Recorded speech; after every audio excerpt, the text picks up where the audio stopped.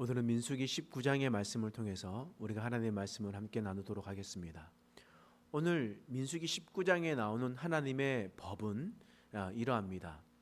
시체를 가까이 하는 자는 부정하다. 시체를 가까이 하고 만진 자는 부정하기 때문에 그 사람은 정결하게 되어야 된다. 그래서 정결하게 하는 방법에 대해서 오늘 말씀 19장에서 이야기를 하고 있습니다. 그러면 하나님께서 왜 시체를 부정하다라고 말씀하셨을까? 여러분 창세기 1장 1절에 보면 태초에 하나님이 천지를 창조하시느니라 라고 하나님께서 가장 처음에 말씀하셨습니다. 하나님께서 이 세상을 다 창조하셨고 모든 만물을 다 창조하셨습니다. 그리고 마지막에 하나님은 인간을 창조하셨습니다. 하나님께서는 흙으로 사람을 빚으시고 그 코에 하나님의 생기를 불어넣으셔서 사람이 생령이 되었다라고 성경은 기록하고 있습니다. 이 말은 하나님께서 흙으로 사람을 빚으시고 그리고 하나님의 생기를 불어넣어 주셔서 인간이 살아있는 영적인 존재, 생령이 되었다라고 하나님께서 말씀하시고 있는 겁니다.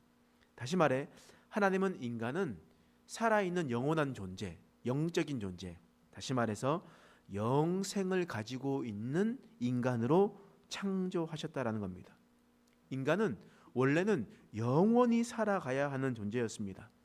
그러나 인간이 어떻게 되었습니까? 영원히 살아가는 존재로 계속 살아갔습니까? 그렇지 않죠.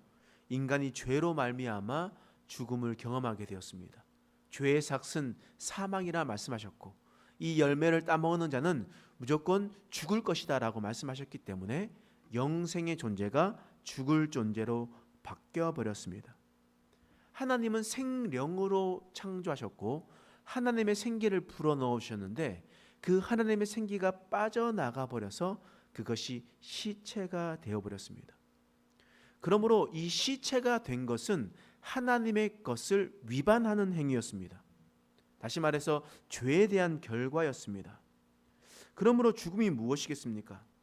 죽음은 곧 죄에 대한 결과였습니다. 시체는 죄의 열매였단 말이에요. 따라서 하나님께서 시체를 볼 때마다 어떤 생각을 하시겠습니까?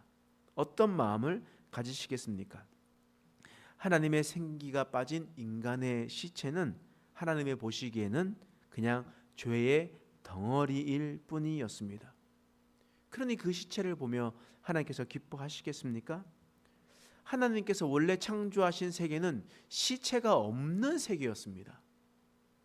그런데 인간이 죄로 말미암아 시체가 되어버렸습니다. 하나님의 계획과는 완전 상반된 일들이 일어나게 되었다라는 거예요. 그래서 하나님은 시체를 볼 때마다 죄의 덩어리로 보고 그것은 부정하다라고 하나님께서 말씀하시는 겁니다. 그러면 그 부정한 것을 가까이 하면 어떻게 되겠습니까? 민수기 19장 11절 말씀이에요. 읽어보겠습니다. 시작. 사람의 시체를 만진 자는 이레 동안 부정하리니. 사람의 시체를 만진 자는 이레 동안 7일 동안 부정하다 이야기했습니다. 왜냐하면 그 죄와 가까이 했고 죄를 만졌기 때문이었습니다. 죄에 대한 결과, 죄의 덩어리와 함께 있었을 때는 너희는 부정하게 될 것이다. 그러니 너희는 죄의 덩어리와 접촉하지 말라는 하나님의 뜻이었습니다. 여러분 고려의 충신 정몽주의 이야기가 있습니다. 정몽주의 어머니 이씨 부인이 지은 시조가 있는데요. 여러분들 너무 잘 알 겁니다. 백로가라는 겁니다. 백로가가 뭐냐면 까마귀가 싸우는 골짜기에 백로야 가지 마라. 까마귀가 싸우는 골짜기에 백로야 가지 마라라는 것은 바로 아들 정몽주에게 나쁜 사람과 가까이 지내다 보면 자신도 나쁜 행동에 물들 수밖에 없으니 너희는 거기에 가지 말라라고 하시는 겁니다. 하나님도 마찬가지예요. 죄의 덩어리가 있으니까 그 죄의 덩어리에 가까이 하면 너도 부정하게 될 것이다. 그러니 가까이 가지 마라. 더러운 곳에 가지 마라. 너는 거룩한 자이다. 하나님께서 말씀하고 있는 겁니다. 여러분 그러면 만약에 인간이 시체를 가까이 하여 만지게 되면 그러면 어떻게 해야 되겠습니까? 그래서 하나님께서 오늘 말씀을 통해서 그 시체를 가까이 한 자가 정결하게 되려면, 부정했던 자가 정결하게 되려면 이렇게 하라 라고 하나님께서 말씀하시는 겁니다. 그래서 오늘 말씀이 바로 정결 예식에 관한 법률입니다. 인간이 어떻게 부정함에서 정결해질 수 있는가? 지금이야 우리는 그렇게 행동할 필요 없지만 구약 시대 때는 제사 제도와 하나님의 법으로 살았기 때문에 이런 정결 예식을 행해야만 했습니다. 여러분, 아이가 있습니다. 우리 어렸을 때 아이들 키웠잖아요. 키워서 집에서 목욕을 시키고 옷을 입히고 좋은 깨끗한 신발을 시키고 이렇게 해서 밖으로 나갔습니다. 그런데 아이들을 보면 어떻습니까? 아이들의 특징이 꼭 물 웅덩이가 있으면 꼭 거기 가서 들어가려고 하는 습성이 있잖아요. 그래서 깨끗하게 씻겼는데 그 아이가 가서 그 물 앞에 웅덩이에 쪼그려 앉아가지고 손을 막 묻히면서 진흙을 막 묻혔습니다. 그러면 어떻게 합니까? 또 집으로 데려가서 목욕을 또 시킵니까? 웬만하면 가서 손을 씻기죠. 물로 손을 씻깁니다. 그런 거와 같이 오늘 말씀이 그런 말씀이에요. 이스라엘 백성들이 원래 죄를 지으면 무엇을 해야 됩니까? 죄를 속하기 위해, 죄의 값을 치르기 위해 무엇을 해야 됩니까? 제사를 지내야 됩니다. 죄의 값을 지내는 거예요. 근데 하나님께서 오늘 말씀에 제사에 대해서 이야기를 하는 것이 아니라 씻는 것에 대해서 이야기를 하고 있는 겁니다. 너희가 시체로 말미암아 더러워진 인간은 그 부정함을 깨끗하기 위해서 너희는 씻어라. 정결 예식을 해라. 이 법률을 말씀하고 있는 겁니다. 그럼 씻으려면 필요한 것이 뭐예요? 먼저 물이 필요하죠. 그러니까 물로 씻는 거 아니겠습니까? 그래서 물로 씻으래요. 근데 그 물이 뭐냐? 잿물로 만드는 물이라고 오늘 말씀에 기록이 되었습니다. 재로 만드는 물이에요. 그러면 이 재는 어떤 재료로 사용되었는가? 오늘 말씀 민수기 19장 1절에서 2절 말씀이에요. 읽겠습니다. 시작. 여호와께서 모세와 아론에게 말씀하여 이르시되 여호와께서 명령하시는 법의 율례는 이제 이르노니 이스라엘 자손에게 일러서 온전하여 흠이 없고 아직 멍에를 매지 아니한 붉은 암송아지를 내게로 끌어오게 하고. 지금 준비물이 뭡니까?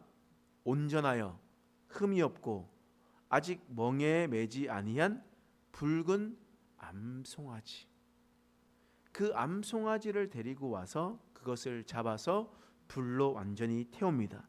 그리고 그 재를 가지고 나아가서 그 물에 넣고 그 잿물을 만들어서 그 잿물로 말미암아 이 사람들이 부정함에서 정결하게 되는, 정결 예식을 취하게 되는 것을 오늘 말씀하고 있는 거예요. 여러분, 하나님께서 인간을 부정함에서 정결하게 하는 것은 오직 온전하고 흠이 없고 멍에 매지 아니한 붉은 암송아지를 죽여서 그 태운 재로 말미암아 깨끗하게 하라고 하나님께서 말씀하시는 겁니다. 원래 죄는요, 속죄 제사를 드리는 겁니다. 그것을 잡아서 인간이 죽여서 각을 뜨고 가죽을 벗겨내고 그것을 하나님께 드리며 또 피를 뿌려서 속죄하는 겁니다. 근데 하나님께서 오늘 본문의 말씀에 이 암송아지를 가지고 가서 암송재를 만들고 잿물을 만들어 놓으면 그 사람이 그곳에 가서 몸을 씻으면 바로 3일과 7일째 되는 날에 몸을 씻으면 그는 정결하는 것이고 이거는 바로 속죄제다라고 하나님께서 말씀하고 있는 겁니다. 원래는 여러분 오늘 본문의 말씀에서 그렇다면 이 암송아지를 한번 보십시오. 이 암송아지가 어떤 존재였냐면 온전한 거였습니다. 그리고 흠이 없는 거였습니다. 그리고 아직 멍에 매지 아니하는 것이고 붉은 암송아지였습니다. 그것으로 깨끗하게 되는 거예요. 우리를 한번 생각해 보십시오.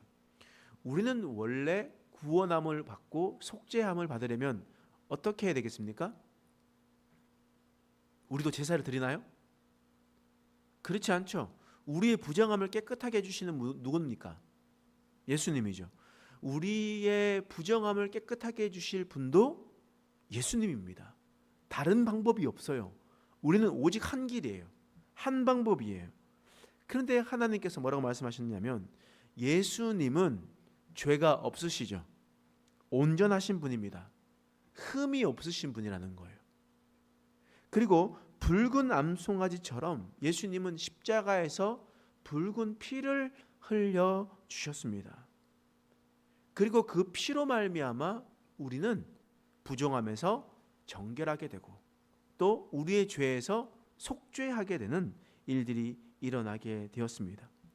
따라서 이전에는 하나님의 율법으로 붉은 암송아지, 흠없는 붉은 암송아지가 그 죄를 부정함을 깨끗하게 털어냈다면 이제 우리는 누구로 말미암아 부정함을 정결하게 됩니까?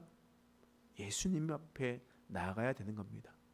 그러므로 우리가 속죄함을 받았을 때도 예수님께 나아갈 뿐만 아니라 우리의 부정함을 죄에 가까운 데 나아갔었을 때 그 부정함을 털어낼 때도 우리는 예수님께 나아가야 됩니다.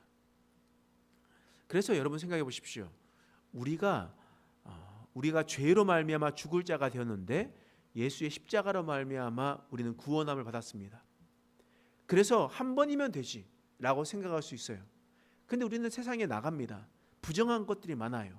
세상에는 부정의 덩어리입니다. 죄의 덩어리예요. 그럼 거기 있다 보면 우리도 그것에 물들게 되고 부정함을 입을 수밖에 없습니다. 그렇기 때문에 우리는 다시 교회에 나와서 어떻게 됩니까? 주님 앞에 다시 나아가야 되는 거예요. 하나님께 나아가야 되는 겁니다. 완전한 속죄가 이루어졌지만 그 손에 묻은 더러운 것들을 씻기 위해서는 또다시 예수님께 나아가서 회개하고 주님께로 다시 돌아가야 된다는 거예요. 예수님께 있음으로 제자들이 완전한 속죄함을 입었습니다. 근데 예수님께서 이 제자들의 발을 씻겨 주었어요. 먼지 묻은 더러운 발을 씻겨 주셨습니다.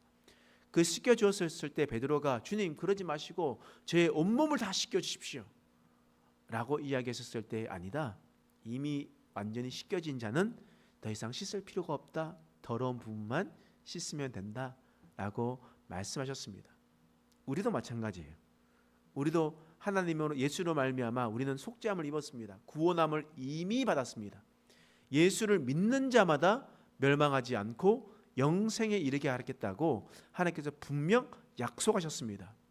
하나님은 신실하신 분이셔서 그 약속을 반드시 이루시는 분이십니다. 여러분 믿으십니까?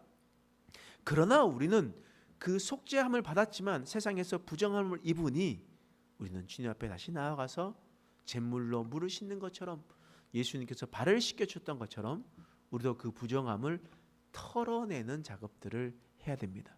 그것이 바로 기도고 회개 기도입니다. 그래서 우리는 그것이 필요한 거예요.